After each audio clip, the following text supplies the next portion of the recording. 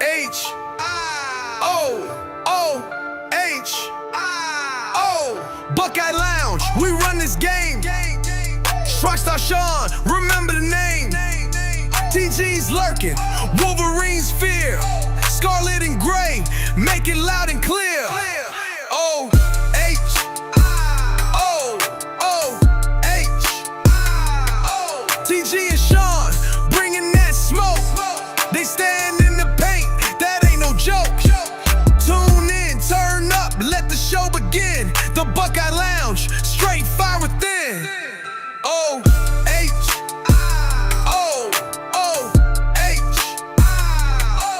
Buckeye Lounge, we run this game. Shrockstar Sean, remember the name. TG's lurking, Wolverine's fear. Scarlet and gray, make it loud and clear. O H O H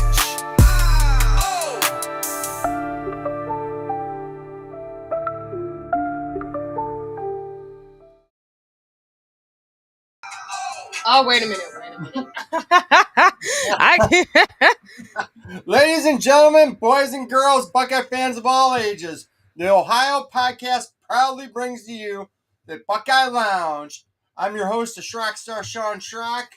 Of course, my co-host, the Wolverine Slayer herself, TG, and our special guest tonight, everybody, Buckeye Nation. Buckle up. We got Macadon in the house. What's up, guys? How you guys doing? Oh, we're doing great. How are you? Doing great. Doing amazing. Thanks for having me. Hey, tonight, man, we wanted to get Micah on here to talk about his brand new documentary that just came out, man. Mm-hmm. Let's hear all about it. Hit us with it, man. Yeah, so, man, it was what a crazy season this was. And, I obviously had the anthem Buckle Up, which was the song that the team ran out to every game this season. And it was really special because before the season even started, I had a feeling that the song was kind of going to catch fire. And we got a video done by Ethan Miller over at Ohio State over in the summer before the season started. And the video was fire, and the song started really catching fire before the season started. And then again, even before the season started, we actually did a deal with Ohio State's Team Shop Legends for Buckle Up merchandise that was going to be sold online and sold in the stadium. So I could already start to sense the momentum of what it was going to be. And because I had already done the anthem in 2014, Juice, and having that experience, I got with my team and I said, you know what, we should shoot a documentary on this season, because if this season goes the way I think it's going to go, which is the reason why I did the song this year, this could be a really special season. So we started, shooting and filming before the season even started, and we were able to shoot all the way through the season. So that was amazing. And we were able to capture all the special moments that happened with Buckle Up and, performing on Fox Big Noon Kickoff, and, how it kind of just turned into a PSA with sheriffs across the state of Ohio and all the different things that were, going along with it. And then, we lost to the team up north, and that was a setback, but, we knew we had life going into the playoffs. And so we kept the energy up, and lo and behold, we win the championship. And so that was just amazing because, we had all the footage from the season. We had different events, different, players that got involved. Lathan Ransom did an interview for the documentary. Denzel Burke is in the documentary. So we talked to them about, Buckle Up, of course, but also, how faith helped them through the season, what the locker room was like after the Michigan game. They talk about that in the documentary, how this team should be remembered. We have Curtis Grant in the documentary, who was the captain of the 2014 team, talking about Juice and DeVere Posey and, Shelly Meyer and Chris Carter. I mean, the Buckeye names that you want to see, they're all in this documentary. So we were able to do the documentary and really tell my story just of who I am and kind of how I got to where I am, and also the story of the season. So it's kind of two parallel stories running together at once. And it was just an amazing experience. So we put it out a couple weeks ago. It's already got almost 20,000 views, which is pretty good for a 48-minute documentary on YouTube. So pretty excited about it. You sent it to me, man, and I watched it. It was awesome.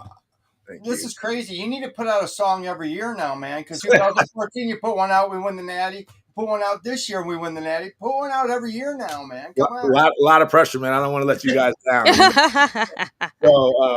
So I don't know. I'm not saying I'm retired from Buckeye anthems, but it doesn't really get better than this, man. The one I waited probably 8, 9, 10 years to do a song.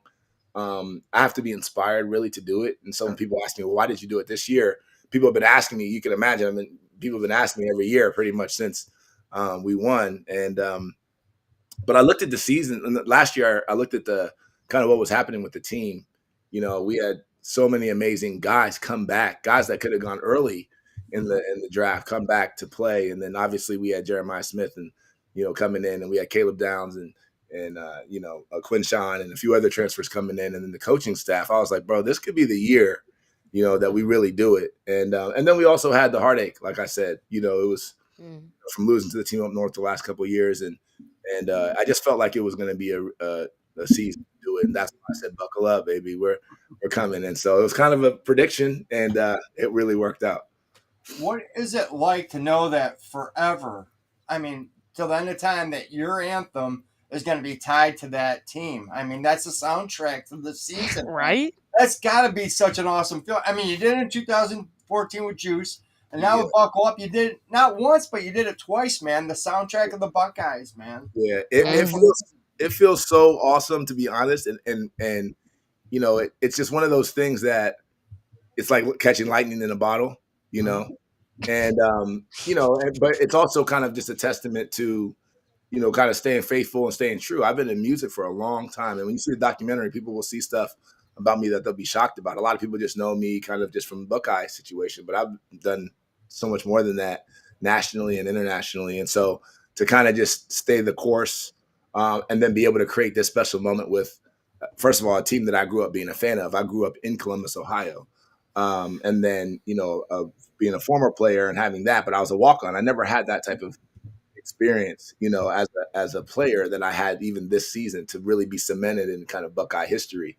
So to, think about it years later, decades later, to have this be the thing that makes me kind of cemented in Buckeye history is amazing. But the last part, which is really the best part, was that I was able to document the whole thing. So, it's not like something that just happened that some people remember, some people won't. This is something that's been all the way documented and literally all the way into the documentary. So it's pretty eerie, but it's super exciting. That's awesome.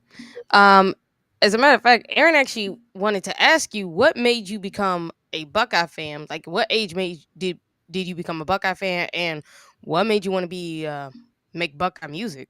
It's a good question. So my parents actually came here from Nigeria in the early 70s, and they both came to Columbus, Ohio, on academic scholarship. And so that's how my family even got to Columbus and even got to Ohio State.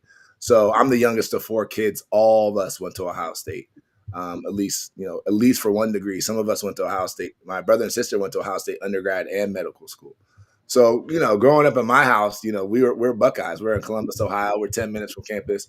Both my parents went there, and they both also worked at Ohio State for the majority of their careers. And then uncles, aunts, cousins. I mean, we are a true Buckeye family. So there wasn't really much of a choice. Not that I wanted one, but there wasn't really much of a choice. And then my siblings, I'm a little bit younger than my siblings. So I think I was like 10, 11, 12 when they first got to Ohio State campus.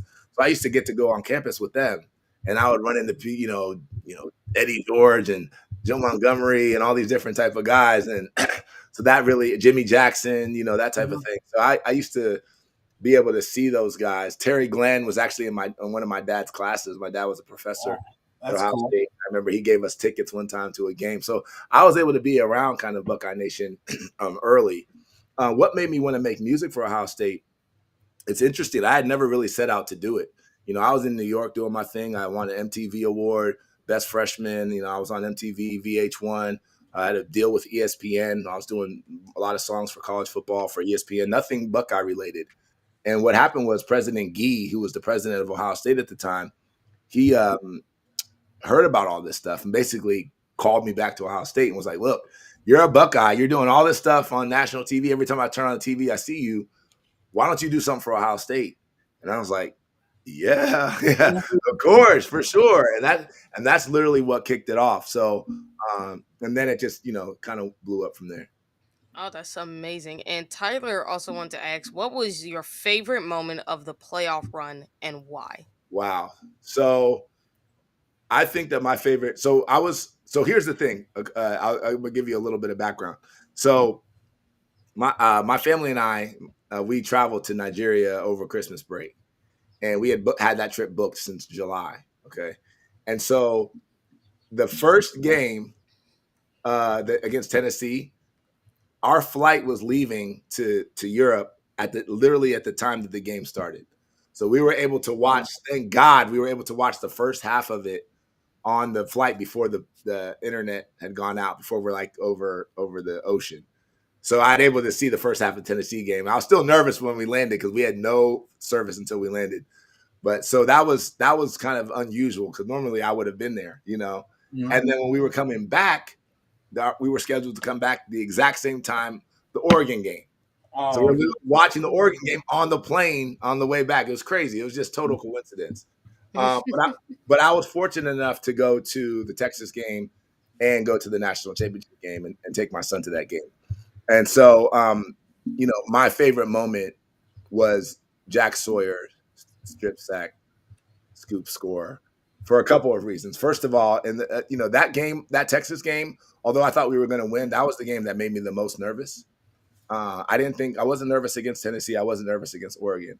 But that game made me the most nervous for a couple of reasons. One, you know, just the fact that it was in the Cotton Bowl. It was literally in their, you know, pretty much their backyard. Mm-hmm. And that was a huge advantage in that situation. But also after we beat Oregon that way, I was nervous that maybe we would, you know, start feeling ourselves a little bit and maybe think, you know, this was a little easier than we thought and maybe not, you know, give it our all.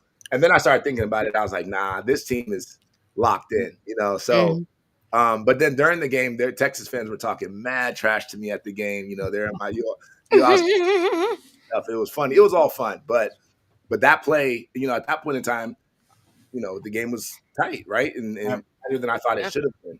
So that play was just amazing. That stadium erupted. Oh my God. Like I literally had like tears in my eyes. It was just like a beautiful moment. And then the last thing I'll say about that moment in particular too was that, and I said this in the documentary as well, I was frustrated that Jack Sawyer didn't get kind of his hero moment in the Team Up North game, because when he made that interception, I think we all thought, oh my God, Jack's about to be a hero. That was the play that was going to make win. And then we didn't win. So I was happy that he was able to get his hero moment again. So that was definitely my favorite play. That's amazing. Another question from Aaron. What is your favorite national title team between 2002, 2014, and 2024? Oh, God. Oh, God. It's freaking kids, isn't it? Isn't it? It's not like picking your favorite kid. This is crazy. So, all right. So 2002. So I graduated a year early and you know, I didn't play the whole time. I graduated from college in 3 years and I only played for like the first like year and a half. But that 2002 team, Mike Doss, Craig Kenzel, Matt Wilhelm, that was my class. Those are the guys I came in with. So I was freshman with them, freshman camp, August 4th. And so those are my boys. So seeing them win, that was just like crazy, you know, and I was so proud of them. And then obviously beating Miami and taking down that team, right? In those circumstances, I think we were 13, 14-point underdogs. Nobody expected us to win. That was amazing.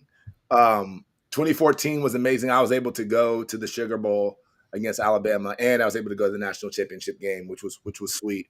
The Alabama game was probably one of my favorite games ever, just because I just so happy that we just beat them, you know, in that situation. And, you know, what everybody was saying about the SEC at that time, Ohio State is slow and all that type of nonsense. So that game was, and then being down 21-6, I mean, and coming back and winning that game, that was special. But then the national championship game was a little anticlimactic. You know what I mean? Like we knew, you know, I mean, Marcus Mariota was there, so it's, you know, it's not an opponent you take lightly, but it really felt like the national championship game was truly that Alabama game. Sure. And then this run was so special too, because obviously losing the Team Up North and then having the road that we had. I mean, that's probably going to be the toughest road anybody ever plays, ever. Even moving forward, and even as they change the format, the games, it's unlikely you're going to have those four type of opponents. So all of those have their special qualities. But for me, and I'm sorry to give you this long answer, no. But for me, I think it's the 2002 one, because just first of all, we were undefeated, right? And then the stakes, we weren't expected to do what we did, and we took down a dynasty that hasn't really even recovered, to be honest, since then. So that one is probably the most special.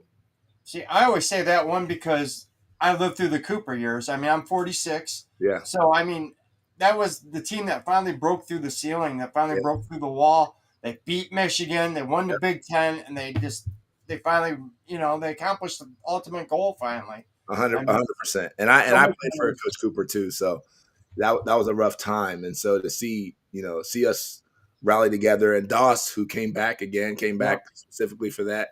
And again, he was my teammate. So to see him do that, that was just really special. What was it like to go against Doss in practice?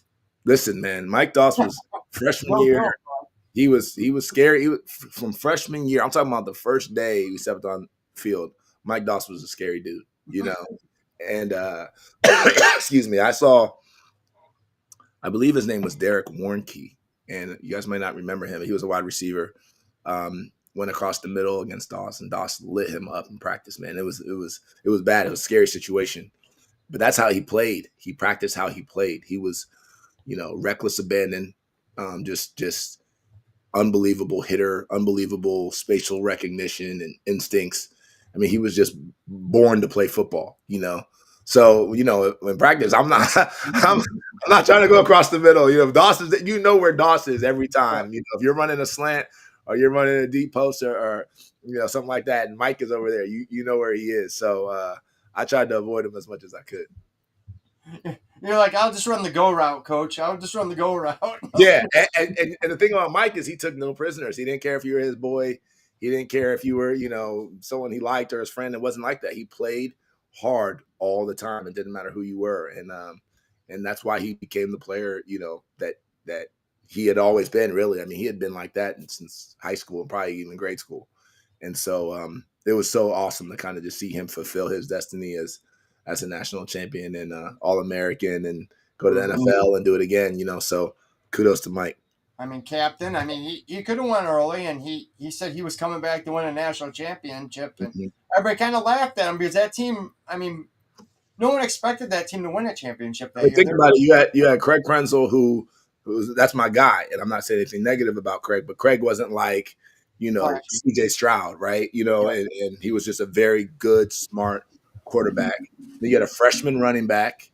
You had Chris Gamble, who was a freak, obviously, but he's a two-way player. I mean, you had a lot of things going on that team that didn't necessarily say, okay, this is a championship team. Yeah. When you look back, it's funny, and trust me, I've been looking back a lot because my son watches that. He's 7, and he watches that championship game probably once a week. He is obsessed with the 2002 national championship game. So I got to go back and actually, relive a lot of those moments, and also just watch the team. And I'm like, oh, we had a bunch of studs on that team. Guys like Will Smith, God rest his soul, that was my guy. Mike Jenkins. I mean, these are first round players. You know what I mean? Chris Gamble. Like, we had a lot of guys on that team. Even C. Graham, Matt Wilhelm. Just understated guys. And so, the reason why Miami got so much hype, as they should, is because, I mean, that team was ridiculously loaded. Yeah.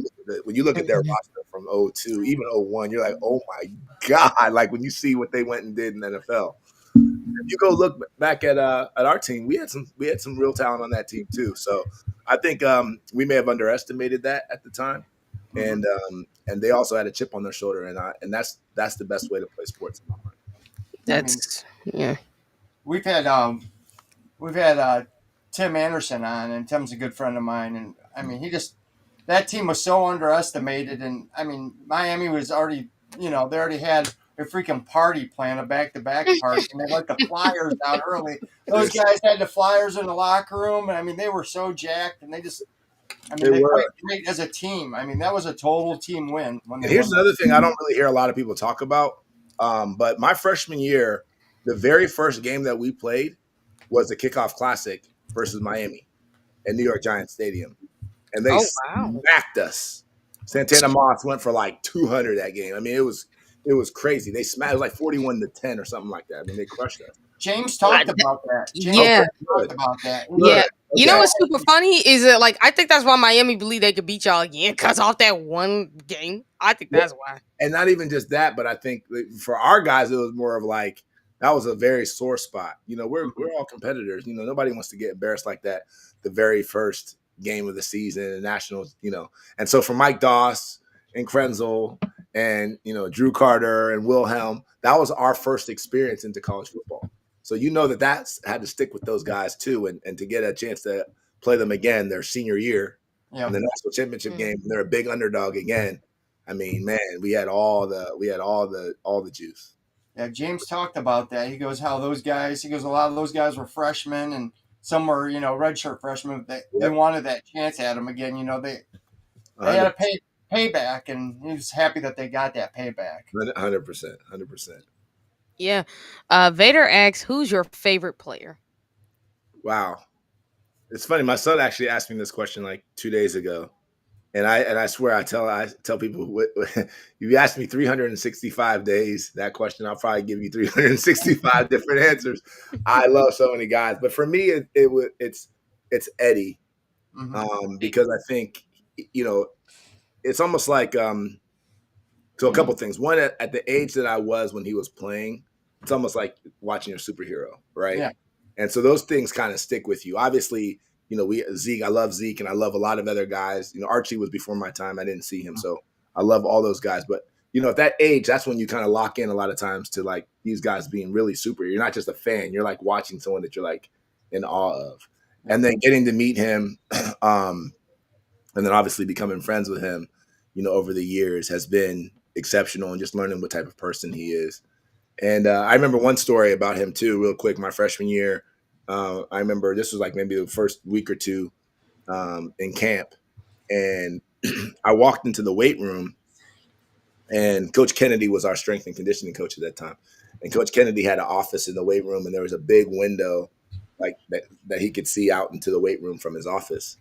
And I walked in, and I looked to the left, and I saw something that looked like the Hulk. Standing the other way, though, I couldn't see his face. His back was to me, and I was like, "That is the biggest dude I've ever seen. Who the heck is that?" He had his shirt off, and it was just muscles everywhere. His muscles had muscles. I was like, "Who is this guy?"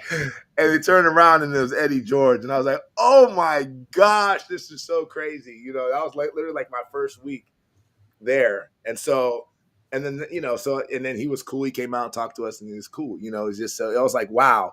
And so that gave me a lot of insight just to what it meant to really, really be a Buckeye, what that experience was going to be like. And the next couple of weeks, then Joey Galloway was there and Ty Howard. And it was just like, I was just like, gosh, this is so crazy. This is literally what I grew up watching and idolizing. And literally now I'm in the same place as these guys, So that was just a funny Eddie story, but something that just, always stuck with me. One question I want to ask, a lot of these younger viewers won't remember this guy, but what was it like watching Joey Galloway run? I mean, my gosh, that guy could fly. So the thing about Joey that was amazing was that he wasn't just fast, but he was quick as a cat, right? So you had guys that were fast, but they weren't necessarily as quick, right? And then you had guys that were quick, but not necessarily as fast, right? Like Bam Childress, for example. Sure. Bam Childress. Mr. Football. Yeah, he was so quick. I mean, he was like, I don't know how fast he was in the 40, but he was super quick. But Joey was both. So I remember a time in the locker room. No, actually, this was in the weight room too. There were like 3 or 4 dudes, including Coach L, who was our assistant strength and conditioning coach, that were literally in the weight room trying to touch Joey. The game was, they were like playing tag. They were literally just trying, could they even get a finger on him? They couldn't touch him. And it was 4 of them. And he was just like, I mean, it was the craziest thing I've ever seen. It's hard to even explain. And they were really trying. They couldn't touch him. So when I saw that, I was like, and then I saw him run. I saw Ty Howard run. Ty Howard ran like a 4.3, back then too. I was like, this is elite. I mean, these guys are, elite athletes. So yeah, Joey could fly, man. That was fun watching him. Even in high school, and then college, and then even in the NFL, he was still probably the fastest dude in the NFL. So yeah, we put him out. Buckeyes put him out, man. Yeah. Another one, Tyler asks, what was the biggest hit you've seen in practice and in game? The biggest hit I probably saw was that hit that Mike Doss put on Derek Warnke that I mentioned earlier. I mean, it was literally like the classic, you know, slant or probably a slant, a deep post. Derek's coming right across the middle. It was literally like the what you would see in a movie, right? Mm-hmm. And Derek's coming across, and it felt like it was in slow motion. And the ball's in the air, and Derek is going up, and everybody's like, because Mike is coming. Mm-hmm. And Mike is coming full, Mikey, when he puts his head down and gets going, and he's coming full speed. And right when Derek gets his hand on the ball, boom! And it was just like everybody knew right away, like, oh no, this could be bad. Mm-hmm. And Derek was down for a while. I don't remember if the ambulance got called, but it was a very serious situation. It wasn't just like, oh, he was hurt for a little bit, got the wind knocked out and got up. It was a serious situation. So I don't like to, I don't want to brag on the situation for Mike necessarily because he may not even be happy about it. But that was a big one. That was scary. I think Mike gets overlooked a lot, nowadays about how great he really was. I mean, the people that saw him, I mean, we all know how great he was, but some of these younger guys might not know how great Mike actually was. Definitely. It's kind of a shame. It is. And I think, the people who know, like you said. Mm-hmm. But if you don't know, and there's some guys that just, they just stand out for different reasons. It could be, personality. It could be what they did in the NFL. It could be that helps them build the mystique. It could be, I don't know. But I think for Mike, he's just one of the most, I agree with you. He's like criminally underrated. But I will tell you this, though. A lot of times, like I'll do every once in a while, throughout the year, I'll like throw out to social media. I'll say, hey, who's your favorite Buckeye of all time? It's the same type of thing that you asked me. And there are a lot of people that say Mike Doss. So he might not be as underrated as we think, but yeah, he has a very, very large fan base and people who really appreciate what he did. Did you ever kick yourself for not playing longer or what? Yeah, I do wonder that. It's interesting. So my story is very interesting. Even how I got to play football was, a miracle, right? So I was a soccer player pretty much my whole life, from 4 all the way through high school. Won the state championship in high school my junior year. And then I started growing really fast. I had this growth disorder called Osgood-Schlatter in my knee. So I was growing fast, and I could still run and cut, but I couldn't kick or shoot without inflammation. So I had to make a decision going into my senior year. Like I wasn't going to be able to play. And my gym teacher or PE teacher, who was Coach Bob Jacoby, legend high school coach, he was also, the head football coach, and he had always been trying to get me to play football since the day I had touched like my freshman year. And so finally he got to me and he was like, hey, he's like, Mecca, just come out, just come play. And they had won the states that year too in football. So we had won the states in boys soccer, girls soccer, football my junior year. And then we had 8 guys go division to the states in wrestling. So we were like dominating in all sports. So I was like, all right, I guess I'll come out and play. And that's literally how it happened. My senior year, I ended up playing, and we ended up winning the states that year as well.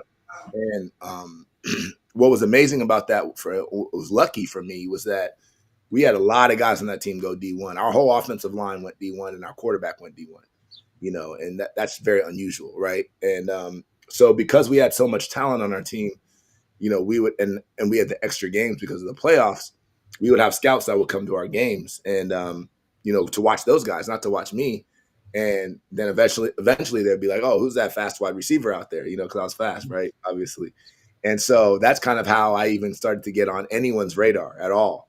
And so I had some small school, I had some Ivy League offers, some smaller school offers. And then my uncle had sent my tape in to Ohio State, and Coach Conley, who was a recruiting coordinator, and he got back to us and said, hey, yeah, we would love for him to come be a preferred walk-on. And that was amazing for me because I already had a full ride academic scholarship to Ohio State. So I was like, oh my gosh, so I can go there and play, and I already have academic scholarship, so I don't have to worry about how am I going to pay for it. And that's how it worked out. So for me, obviously I loved football, but it wasn't like my first love. It wasn't like I grew up dying to be a Buckeye football player. It just landed, in my lap in some ways, right? And so when I got there, I didn't think I don't think I had dreams of playing in the NFL. I was still learning the game. You know what I mean? Like I didn't even know certain things that people knew. I was just very athletic and smart and stuff like that. But I still didn't know coverages. I didn't know a lot of the stuff that people had known for a while. So I had never really had NFL aspirations. I didn't think it was realistic. I was very honest with myself. I went to school with Gary Berry, who was in high school. I mean, and so he and I had talked by the time Gary was a senior when I got to Ohio State. So he and I had talked before I even got there, and he helped me kind of set realistic expectations of what it meant to come and be a walk-on at Ohio State. He was like, "Look, it's going to be tough. It's going to be the toughest thing you ever do."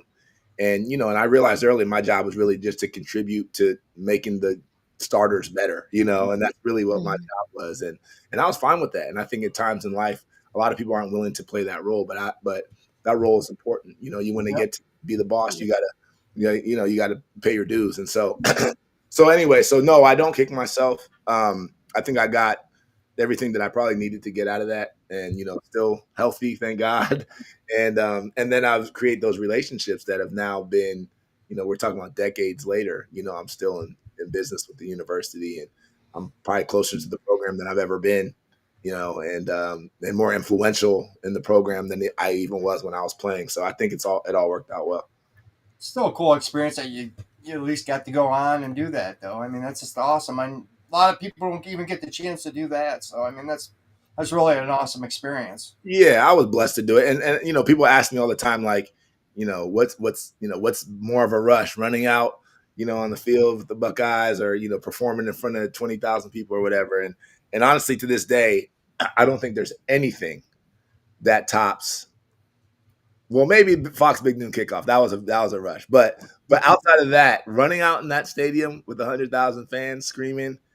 I mean, geez, I remember those moments like they were yesterday. I still get chills in my body thinking about that sometimes. And me and Andre Griffin, Archie's son, we would always be some of the first guys running out. That was kind of our moment, right? Yeah, so you can get on TV. Yeah. Yeah. So I remember those.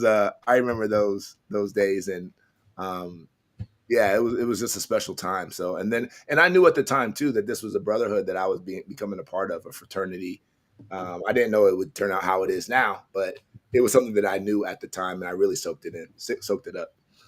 That's amazing. Hey, I'm just gonna ask: have either of you seen Jeremiah Smith's comments about the rivalry? I have. Mm-hmm. That's what a question that Michael Cowell was asking. What do we think? Mainly you, Mac. Which is, what do you guys think of his comments about the rivalry? He loved it for sure. I know for a fact I did. I said, "Thank you, Jeremiah Smith." I tweeted about this not too long ago, and literally was talking about how much I loved it, because one of the things that first of all, before you even get to Ohio State, if you grew up in Ohio, you're born into that rivalry. You already understand what it means. And one of the things that I think criticisms that some people have is that when guys aren't from Ohio, and then they weren't necessarily born into the rivalry, we don't know how much they appreciate it, understand it, care about it. And it's hard. Jeremiah grew up in Florida, there are other rivalries I'm sure he knew about and cared about. Mm-hmm. So for him to feel this way after his freshman year, he's only been here one season. It seems like it's been forever, but he's only been here one season. For him to feel this way, and then not only feel this way, but feel that way enough to express it out loud, I mean, that means that he's bought into what this thing is all about, And at the end of the day, that hate for that team up north it's important, to have for the rivalry. I mean, I hate to say it, and maybe it's not good to teach your kids that, but it is what it is. Yep. We don't like them, and they don't like us. And so I think that's leadership as well, right? Teaching the young guys who are coming in what this thing is about. There are guys that we get from all over the country now, so they have to know right away. Urban Meyer was obsessed with making sure people understood what this rivalry was about. Obsessed, like he obsessed over it. Ryan Day is obsessed over it, not the same way that Urban is. Urban was crazy about it. True. So, but we've lost them 4 times in a row, and if you don't have that level of obsession with it, I mean, it's July and you're a national champion, and that's what you're talking about. That's amazing to me. I love that. You It know, is. so I'm super excited about it. Yeah. I mean, that kid's 18 and he's already on another level. I mean, his maturity wise, it's like he's like 20 or 30 years old. I mean, he doesn't go out partying. He Yeah. doesn't go chasing girls. Yeah. What he thinks about 24/7 is football and 100%. business. And that's the thing. That's the thing I've been the most impressed with him is that he is a legit superstar, right? He's transcended just Buckeye Nation, and he's transcended even college football. He's a legit superstar, nationally known, and a household name. And the way he carries himself, the way he works, is as if he hasn't done anything yet in life, and that's legitimately how he works. And that's from everything I've seen. Going to practices. I was at spring practice. I was my pro day. I'm talking to coaches. I'm talking, and they're telling me this stuff as well. And so it's not just for show. This is who he is, and it's once in a generation that you really see somebody like that. And we've had tons of great players. So this isn't a knock on anybody else, but he's a generational talent. You're not going to see that every few years. That's a guy you're going to see every 10, 15, 20 years. And you just marvel at it and you appreciate it and you soak it up. And the fact that we have him for another 2 seasons is just like the blessing to the Buckeyes. So we better cherish him while he's here. I mean, it's like we just got off Marvin. Now you got Jeremiah Smith. It's like, oof, Jesus Christ. And it's funny you mentioned Michigan. I'm not gonna lie. Sean, did you see the comment Eric had? Not Eric. Lee had left about. He was talking about that maybe you should do you should do a song dogging our the scum up north essentially. Like I would put it on screen, but I don't know if I should. It's funny. I've had the ideas to do that at different points in time, but it just never felt right. So I just and I don't want to put things out just to put them out, but I mean, it'd be the funniest diss track in the world. I'm not gonna lie. Yeah. Like I did a song called "The Edge," and just a fun song that that I like kind of took some shots at Harbaugh and stuff like that, but it wasn't like a straight up Michigan diss song. But trust me, I have the passion for that. I don't want to do something that doesn't feel right. So, but that's hilarious. I know Buckeye fans would love that for sure. Oh, they would. Bobby Mack asks, who do you think the captains will be and the Block O recipient? Which I think that'd be a good question. Wow, captains. I mean, for sure, Caleb Downs. I think Sonny Styles will be a captain. Carson Hinsman. Carson seems like he'll be a captain. I'm not sure who else. We'll have to see how kind of the camp plays out. I think those guys are leading the field for that right now. Blocko, recipient. Who do you think that'd be? I think Sonny should get it. Sonny, right? Sonny seems like the right candidate for it. So, so yeah, we'll see. I mean, I'm so excited so I'm gonna tell you guys a little bit, and about kind of my expectations for this season. I know we're probably gonna get to that at some point, but so I went to spring practice a few times this year, and did my own observations by myself, and then I also sat and talked with coaches and stuff like that at different points in time. And the thing that I wanted to see the most was, did we have juice in practice? Were guys acting like they were national champions, or were guys out there, acting like they had to fight all over again, right? And the thing that surprised me, but also made me very happy at the same time, was we had juice. Guys were out there fighting as if they had never won anything in their lives, and that was so exciting to me, because that's what it takes to win, man. People don't realize, and that's one of the things that makes Nick Saban made him such a master, and made Urban Meyer such a master, was being able to win that consistently, and every year have your guys feel almost insecure about who they are and what they've done, and keep them hungry, right? And keep them going into the next season, forgetting about the last season, and understanding that, all of their goals theoretically are still ahead of them. That is a hard thing to do as a coach, And so that's one of the things I've been really impressed with Coach Day, is being able to keep these guys locked in. And I talked to Sonny over at one of those. Actually, I talked to my pro day, I believe, and I asked him kind of his opinion on how he thought the team was responding and everything like that too. And he said the same thing. He was like, boys are out there playing, guys are out there hitting, guys are out there fighting for their lives. So I think we have a great mix of veterans. Obviously, we lost a lot of guys, right? But we still have some good veterans on that team in key positions. And we have a mix of that. We have a mix of guys who are on the cusp of being stars but didn't really get the opportunity but have been chomping at the bit, like Brandon Ennis. We have, guys like Julian Sang who have the talent, who just haven't gotten much opportunity yet, but we know that they have the talent, right? 5-star guy recruited by Alabama. And then we have the young guys, like Mylan Graham. Just remember that name. That he's going to be a star. I can't wait for him. So we have guys waiting in the wings. So I think we have a good mix of veteran leadership, like I said, guys that have been on the team that just haven't gotten their opportunity yet, but are good enough. But you're sitting behind, NFL players. Yeah, and then young guys who are ready to kind of take it to the next level. And then we have obviously highest quality coaching that there is. So I'm super excited for the team. I think Julian will probably end up being the quarterback, but I do think Lincoln is going to push him. I don't think it's just as okay. This is Julian's team. I think there is a world where Julian goes to camp, and I don't think he'll do this, but there's a world where Julian goes to camp and is not really showing what we expect, and Lincoln ends up being the guy. And I think that Coach Day will make that decision if that's the right decision. But I do think Julian will end up being the guy. I think he's extremely talented. I think our offensive line is going to be exceptional. Nasty. Yeah, and obviously we have the talent on the outside, so it's going to be hard for him to not look the part, and he has the talent. So, oh man, I'm juiced up talking about the season right now. It's kind of funny. Yeah, it's kind of funny because Tyler actually asked, do you think he will be a captain or can he be? And I'll even add to that, do you think Ennis can be one as well? Wow. Ennis has, I think, probably more of a chance of being a captain. Julian could be. I mean, that's but it's probably unlikely. It's probably unlikely. And not because I don't think he has the qualities.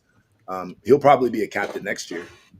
Right. But I think this year, but Brandon Ennis definitely he's a vocal leader. He's a guy that's, everybody on the team loves and respects, even, before this season, as the third, fourth wide receiver, guys love him. So I think he's a guy that has a real shot at that. And he's a dog. Yeah. Somebody said he's a dog. Yeah. Dog in him. Yep. And so he's a type of guy that really can inspire the team. So I think he has a good shot. Julian, we'll see. He's more of an understated guy, and he still has a little bit to prove in camp. And not a ton, but he has a little bit to prove. So we'll see how it plays out. You said you were at those practices. Were you there when they were going live and they let the quarterbacks go live? Were you there during that? I was, man.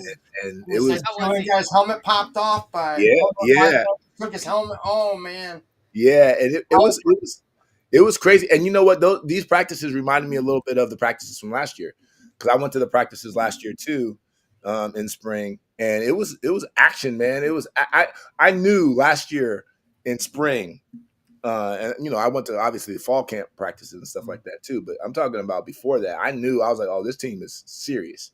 These guys are getting after it, And Brian had Coach Day, it kind of created that environment.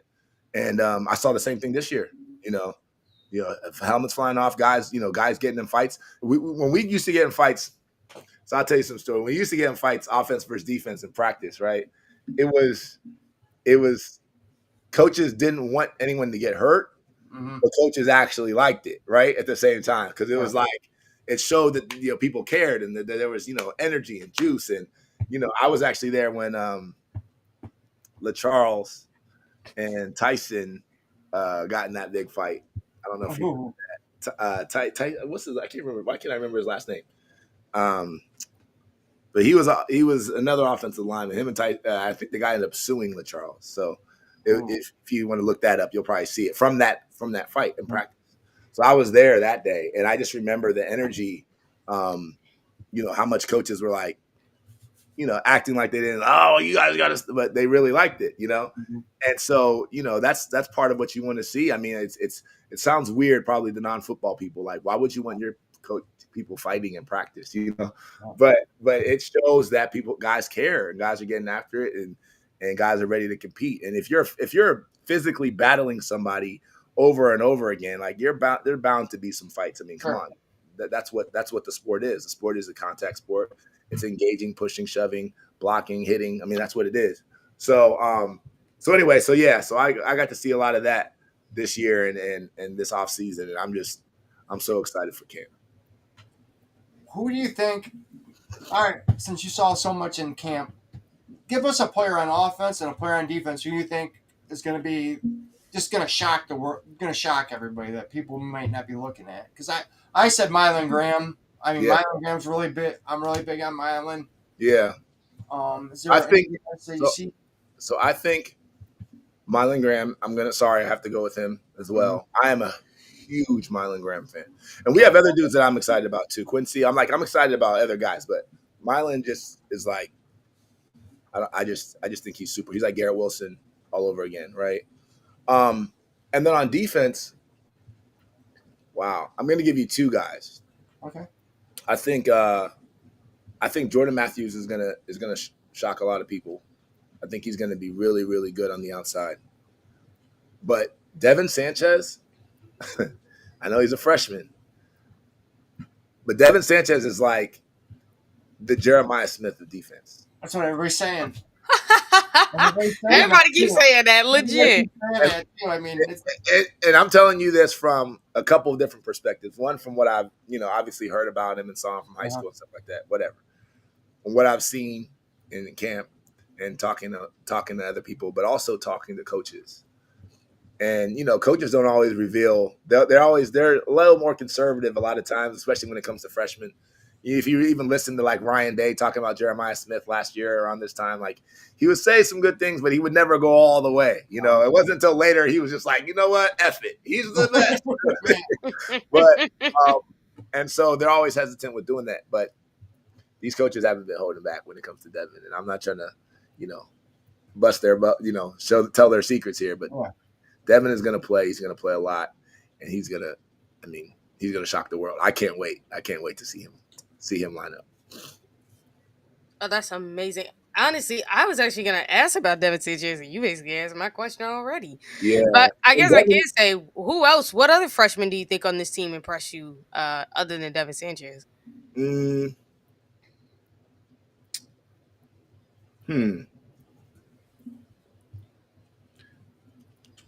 think there was Mylan, I guess. I think that I wasn't so locked in on them as much, right? And for freshmen, I think on some levels you don't want to put that kind of pressure on them, right? Because they still should have time and room to develop. And a lot of times when a freshman stands out, it's going to be somebody like that who's consistent, right? A lot of freshmen will have great plays throughout the spring, but then they'll have plays that you're like, okay, it reminds you that they're a freshman, Yeah. Devin wasn't like that, and Jeremiah wasn't like that. They look like vets right away. So there's nobody else. But one thing I will say is that, I think we're also really deep at a lot of positions, wide receiver, obviously we're very deep. I think we have a very nice defensive back room. There's some guys that, Bryce and West and Aaron Scott, and the guys that, we haven't seen play yet that I think will start getting some playing time this year and impress. And those guys have been, waiting patiently, and hoping to get their opportunity. So I think we'll hear some names, and there'll probably be some surprise names. I can't wait for camp to roll around again so I can go really do my scouting. I think I was more scouting for energy in the spring than anything else. But in camp, I'm going to go look and really – I'll have a better answer for you. Yeah, there's a reason I asked that. Is because I keep hearing a lot of talk about Quincy Porter. So I was wondering if you ever seen him. Quincy's a stud, man. I love Quincy. I mentioned him a couple minutes ago, and I think he could be big time. We'll just see how he fits into the rotation ultimately, because he's you're just fighting for minutes. Playing time. Yeah. But he's a stud, and he's a guy that 2-3 years from now we'll definitely be talking about him for real. And somebody mentioned Hicks, and the Riley Pettijohn, freshman, also a stud. CJ Hicks not a freshman, but he's someone that we hope can break out this year. If CJ Hicks has a big year this year, we probably win the national title. Like it's because we have so much talent at every other position. Those are only kind of question marks you can ask. And What do you you think can of TJ Alford? TJ Alford is nice too. Yeah, TJ Alford is nice too. I mean, yeah, it's too early to see. That's why I can't wait for camp. It's too early to tell on some of these guys how much they'll actually contribute and be in the rotations this year.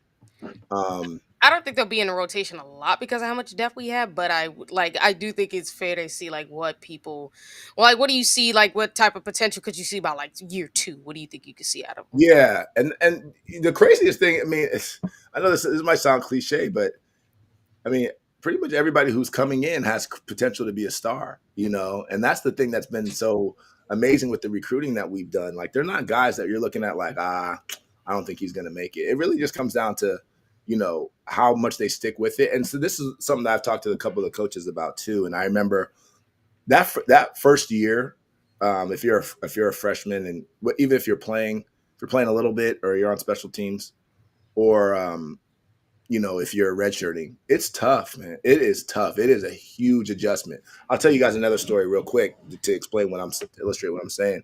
So my freshman year, in the weight room, Coach Kennedy was our strength and conditioning coach. I mentioned that already. And we had 3 rules in the weight room.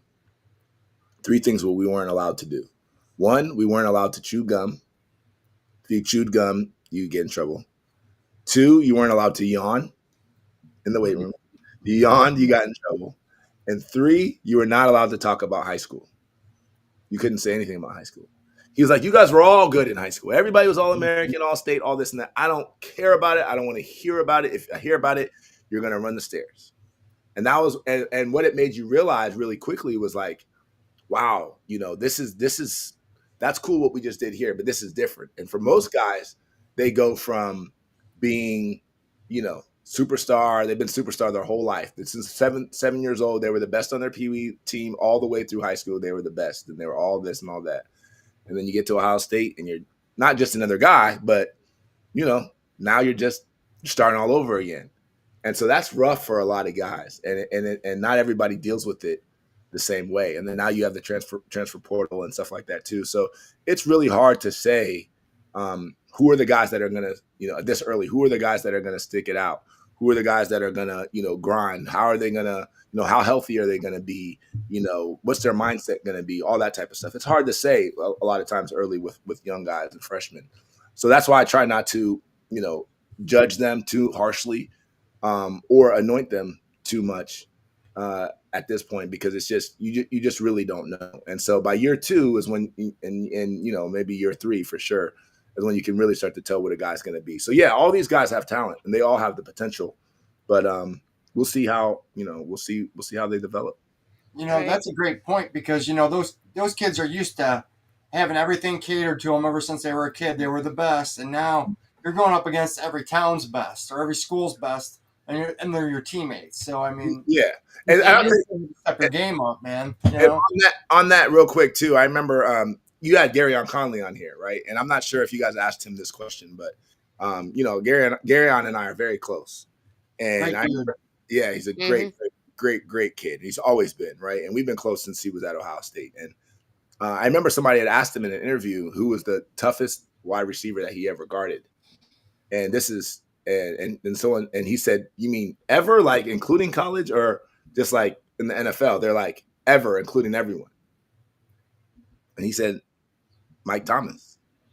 I think we did ask him that. Yeah, I think we asked him that. He definitely was like, even over the guys in the NFL, my hardest assignments were in practice at Ohio State against Mike Thomas. Yep. And there are a lot of guys that are going to be able to tell that story. I mean, imagine what these guys are going to be saying about Jeremiah and Marvin Harrison and Emeka and Olave and Garrett. Like a lot of these, I mean, these are all pro caliber guys that these guys are going against every single day in practice, So the mindset becomes very, very important, right? It's are you ready and willing to compete on that level consistently day in and day out? And some days you're going to get your butt kicked, right? Yep. Some days it doesn't mean you're not good, but imagine, Denzel Burke, what he's been gone through in practice the last 4 or 5 years. Look at the guys he's had to go against in practice. So that's the thing about Ohio State, man, and that's why it's so hard to, say early, what people are going to be, but it is. But if you stick with it and you have that dog in you, you're going to get opportunities to go against the best, and if you can shine against those guys, you can shine against anybody. Like they say, we go against NFL caliber people all week in practice. The games were easy for them guys. That's it. Guys aren't. There's no Yeah. way. No DB at Ohio State is going against tougher guys in the Big Ten than they're going against every week in practice. Or even in college football in general. The only colleges I think that could give Ohio State a challenge was Bama and LSU because they are known for having elite wide receivers too. Yeah, for sure. Absolutely. Tyler did want to ask about your thoughts on Atkinson, the kid we got from North Carolina. Oh, I mean, he looks the part, and he obviously was productive at North Carolina. He's has great energy. He's a football player. Yeah. And, there's just some guys that they're just football players. And if you know football, you kind of know what I mean. Mm-hmm. So I think he's going to do great. I think he's going to come in. I think he's going to do a great job. So I look forward to seeing a little bit more of him. To be honest, I haven't seen a ton of him. I've seen some film from him at North Carolina and a little bit more, but not a ton. So I'll kind of reserve my overall predictions for him for camp. But I think he's going to come in and cause havoc. And I actually think our tight end too, Max Clare.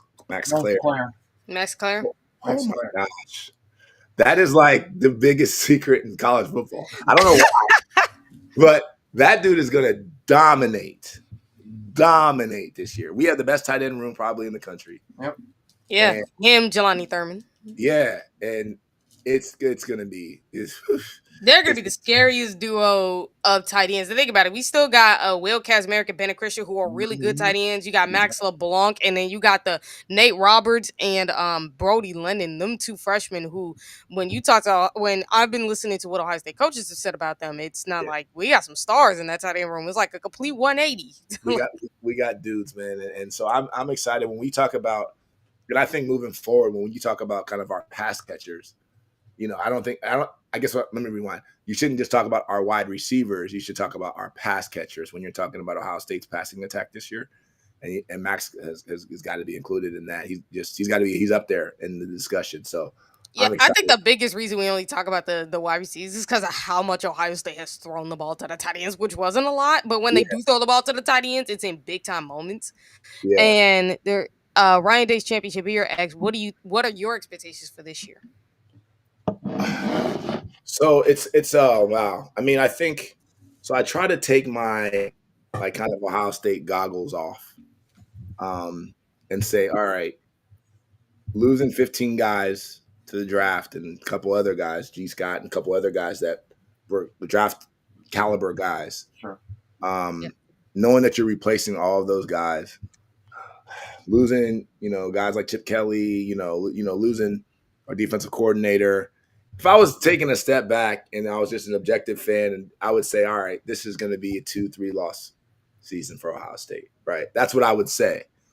But being close to it, the program, and knowing we lost Will Howard, but we got Julian Sane. Yeah, we lost Emeka, but we got, Brandon Ennis right behind him, and, And Brandon Ennis is called, him and Bryson Rogers are both seen as the best route runners on Ohio State's team. And I'm like, with all the wide receivers you got, and you're the best route runners? I mean, man. Right. And so, seeing that kind of, kind of just that attrition and turnover, you would think, okay, this probably won't be our year.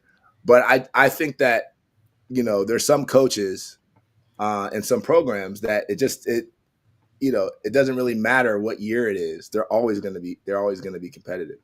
They're always going to compete. And part of that is because they have the proper coaching, but also proper development and obviously the talent. Right. So I think that my expectations are that we make the playoffs, obviously, which I guess isn't a big deal anymore now that it's 12 teams. I mean, it still means more because it's you have no excuses for missing a 12-team playoff. 100%. And, we have some tough games. I mean, we have Texas. That team up north game, it maybe shouldn't be as tough as it is, but it's a tough game. Did we play because of the Penn? mental block. Mental Yeah, block. we play Penn State this year. Yep. Yes. Yeah, we play But Penn we're State. playing them in November, so we might actually be able to get them while we're hitting our stride by November. Yeah, and Because Penn if we were State. getting them early in the season, there's a good chance we would have lost. Yeah, and some people think Penn State is going to be the best team in college football this year, right? We don't think that as Buckeye fans, and we always think it's funny because we always can beat Penn State. But like outside people who don't have as much knowledge about that game, Ohio State Penn State history as we do, they look at Penn State and they say, look, they pretty much have the same story that we had last year. All Yeah, their and Scum 2023. But then you also have to pay attention because I've always broken this down. When you look at what Ohio State and even Scum did in 23, excluding their little scandal, if you look at what they did in recruiting and in the portal, both these teams, it made a huge difference because of look at what they were able to do as far as plugging in the holes that they had. I mean, we brought in some of the best players in the transporter, which no one else can really say.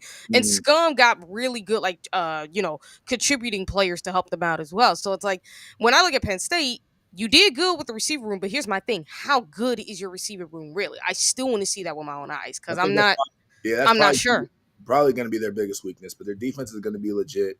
Offensive line is going to be legit. Quarterback, I'm not as sold on him as some other people are, but if you listen to all the NFL scouts, they think he's going to be, they think he's going to be that guy. I mean, they always do that though, because it's like every quarterback they do this way. Some they're right about, most they're not, especially as of late. That's very true. So I think I expect us to be very competitive this year. I expect us to be one of the teams people are talking about in the playoffs that could win the whole thing, and so and unfortunately and fortunately, that is the expectation at Ohio State. We don't believe in down years. We don't believe in we lost guys. Oh my gosh, the NFL. What are we going to do? We don't believe in that, No. But I do think that if we don't win it this year, we'll probably win it next year. That I believe that. Illinois is going to be tough too. I mean, that's another team. I mean, the Big Ten's got some real good teams this year. And that's because of how even the playing field practically is. There's no more bagman under the table type BS. Yeah, and how well you can recruit and build a culture. I think that's going to be the name of the game. Some coaches are running from this opportunity, and some coaches look at it as a great opportunity with the portal, with NIL, and you're basically managing a professional team now. And that's some coaches are up to that challenge, and I think Ohio State is one of those teams. So I think we're always going to be in the mix. And I mean, I have high expectations for this team. I'm not looking at this season as like, oh, well, if we lose 2 or 3 games, it's fine. No, let's go. Yeah. Okay. So Aaron's, because this is the last question in chat. Aaron asks, what is your perspective of CJ Donaldson coming around? That's a transfer from West Virginia, right? Yeah, the running back. I mean, I don't, to be honest, again, I haven't done a ton of like film study on him or anything like that, right? What I've seen and what I've heard, he looks like he could be a real serious contributor. Although I did hear that, and I think we need that, right? Because obviously, I think Peoples is set to be a star. I mean, a lot of people are comparing him to J.K. Dobbins, right? Yep, exactly. Comp. But one of the things that we've realized this year, especially this past season and now moving forward in college football, you got to have 2 or 3 running backs in the mix, man. You're talking about 16 potential games. You got the reason why Quinshawn and Travion, I mean, that was like the perfect dream, like for a college football fan, right? You have 2 guys that literally doesn't matter who's on the field, and you feel like either one of them can go the distance or make a crazy play. We'll just take over a game. Yeah, but imagine if one guy is getting all of those same carries, how first of all, it's an injury, right? But even if you stay healthy, how worn down will you be by the end of the season? So we're going to need CJ Donaldson to contribute. He's going to have to come in and be a contributor, and he looks like he can be. So, I'm excited to see what he can do. I think that was a sneaky good pickup. I'll tell you what, though, I was really surprised because everybody kind of, said he was a big bruising back. At the spring game, he showed a lot of quickness. I know he lost 20 pounds. He didn't lose any muscle. He just lost that fat on him, and he's just spry. Yeah, he was looking spry. He was looking spry. I was very pleased with that.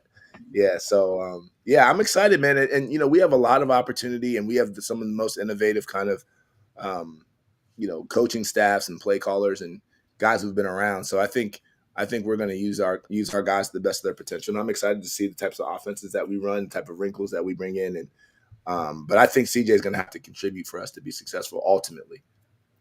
Yeah, that's great. Jesus Christ, we are already over the 1 hour mark. I literally look up and I see that. I'm like, Jesus, the time flew by so fast. I'll tell you, I got one more question for you. Okay. What was your impression meeting Matt Patricia? You know Ooh, what? that's a good one. So I didn't get it to sit with him a ton. It was kind of more just in passing, but just Okay. observing him and talking to other people about him. He's been a fantastic addition. And the thing is, you know, if people, I understand the critics who want to judge everything, you know, based on what he did in Detroit and all that type of stuff. But He's not a head coach. yeah, at the end of the day, what you want is someone who understands the game. And you can't ever say that he doesn't understand the game, right? So no matter what you thought about him as a head coach, he understands the game. And the other thing is culturally, personality wise, from what I've been hearing, he's fitting right in there, and guys love him.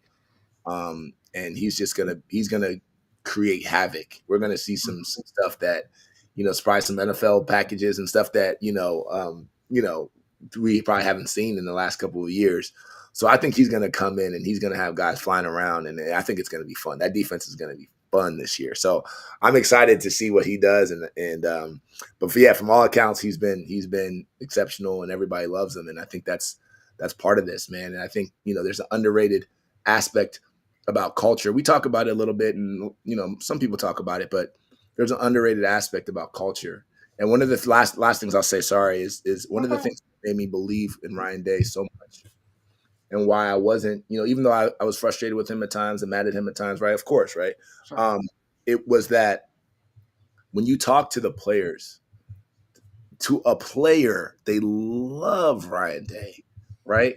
And it's not like they just love him because he's the guy that brings them popcorn every practice. And it's just, no, he pushes them. He yells, he screams, he does that. But they love him because they know that he actually loves them, you know? And so anything that he said, and it's just like parenting, right? It's the same thing. It's like your kids will, if they know that you love them, then it's a totally different thing when they hear you yell at them or whatever. Then they feel disappointed, and they want to actually, you know, perform and you know, live up to what the expectations are for them. And so that's the kind of culture that he's created.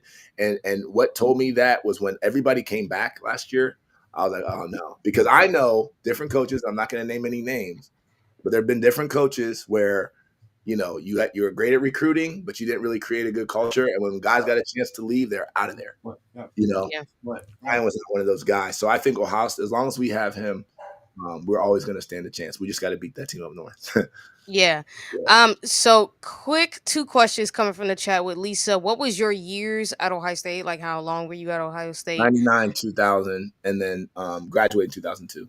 Yeah. And now Tyler wants to know your thoughts on Bo Jackson. Quick thoughts on Bo Jackson. That's a future stud right there. I mean, again, like I said, you know, I try not to anoint freshmen too early because a lot of times, you know, there's a lot of other factors that come in to play. Mindset, you know, health, you know, just dealing with, you know, not being the star anymore and you know, and having to work your way up the depth chart and stuff like that. But from a talent perspective, I mean, Turbo Bo, I'm excited about him, and he's going to be, if he stays the course, I mean, he has a chance to be special. So, yeah. All right. So I see that's the end of questions because I Well, don't we have just any. want to thank you for we just want to thank you for coming on with us, and it's been a blast. Yeah, thanks You're for coming welcome on with to us come back again, man. anytime. No problem. No problem. So we appreciate you. No, thanks for having me. Can I plug 2 things real quick again? Just Yeah, for go ahead. new listeners. So I definitely make sure everyone checks out the new documentary, Buckle Up, the Soundtrack of Champions. Again, it chronicles my story and the story of the 2024 Buckeyes championship season. And it's just amazing. Amazing people are in that documentary. Like I said, players, Urban Meyer, Shelly Meyer, Chris Carter. So definitely check that out. It's on my YouTube, youtube.com/Mechadon Music. And then the other thing I want to plug is my book, my new book, Buckle Up the Playbook, 5 Winning Plays for Go-Getters. It's a motivational book that I just released a couple weeks ago. Gene Smith, the legend, athletic director, he's the one that did the forward for the book. So check that out too on Amazon, and on my website you can get autographed copies, shop.mechadonmusic.com. So Yeah, thank you guys. I appreciate it. Yeah, we appreciate you Thanks coming for on your here. time. No doubt. Guys, have a good one. All right, take care. You too. And You're You're hey, welcome back everybody, anytime. Thanks. thank you. And everybody, make Thank sure you. you like, share, subscribe, get this out to friends, family, and everyone you know. Make sure you turn on those notifications and tune into our show next week because we're going to have another special guest. We're not going to say who yet, but it's going to be a very, very special guest, a fun guy who has, I'm going to say a podcaster. I'm going to just leave it there. It's going to be a fun time. Trust me, you guys are not going to want to miss it. And Sean, is there anything you want to add? Please check out Mechadon's documentary, man. He sent it to me, and I got to check it out. It's awesome. Go get his book. Subscribe to his channel. I mean, let's help this guy get even more likes. I mean, I know he's already famous, but let's Buckeye Nation, let's get him even more, man. Let's pull him over the top, guys. Come on, everybody, check out his stuff. Great dude. He's a Buckeye, man. So we always help out our own here. Always. And as always, we say it here. OH. I Oh. Go Buckeyes, and we'll catch you guys next week.